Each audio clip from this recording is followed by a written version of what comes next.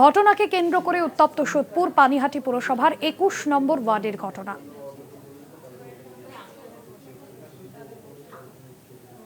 আরজিকর কাণ্ডের আবহে যেখানে নারী নিরাপত্তা নিয়ে প্রশ্ন উঠছে, সেখানে বারবার প্রশ্নের মুখে পড়ছে সেই নারী নিরাপত্তায়। নতুন করে এই প্রশ্ন তুলে দিল সোদপুরের একটি ঘটনা। ঘটনাস্থল সোদপুর বিষ্ণুভদ্রের মোড়। সূত্রের খবর, প্রতিদিনই নিজের পাড়ার একটি বাড়িতে টিউশন পড়াতে যেত ২০ বছরের এক যুবতী। শনিবারও তার অন্যথা হয়নি।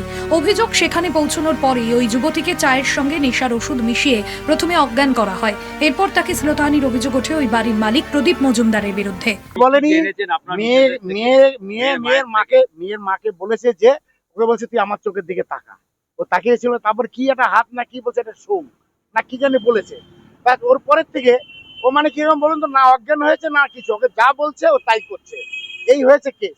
তখন ও ঘোরের মধ্যে চলে গেছে, তখনই ও বলছে আমি জানলার দিকে তাকিয়ে রয়েছি, তখন আমার সাথে এই অসভ্যতমগুলো করেছে। মানে ওগুলো আমি আর বলতে পারবো না ডিটেলস। মানে যা কি চাইছেন? আমরা এর বিচার চাই। এই একটা ইয়ং মেয়ের সাথে বিচার চাই সবাই।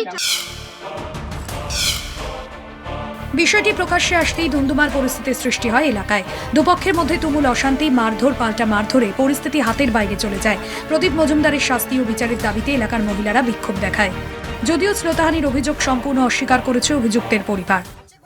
এবার আমরা চাই প্রকৃত সত্যটা উদ্ঘাটন হোক। কোনো ভদ্র মানুষের নামে এরকম করে একটা বদনাম দিয়ে তাদের ফ্যামিলিকে, আমাদের ফ্যামিলির রেপুটেশন ওখানে সবাই জানে, যারা ওখানে থাকে তারা প্রত্যেকে জানে। আমরা দীর্ঘদিন যাবত এখানে বাস করি, কোনোদিন এরকম কোনো ঘটনা ওখানে আমাদের বাড়িতে নিয়ে ঘটেনি। মিথ্যে। ঘটনার বিরুদ্ধে সরব হন পানিহাটির বিধায়ক নির্মল ঘোষ। তিনি সাফ জানান, কোনো মহিলার উপর অত্যাচার হলে কেউ ছাড় পাবে না। সোদপুর থেকে জয়ন্ত মজুমদারের রিপোর্ট, কলকাতা টিভি।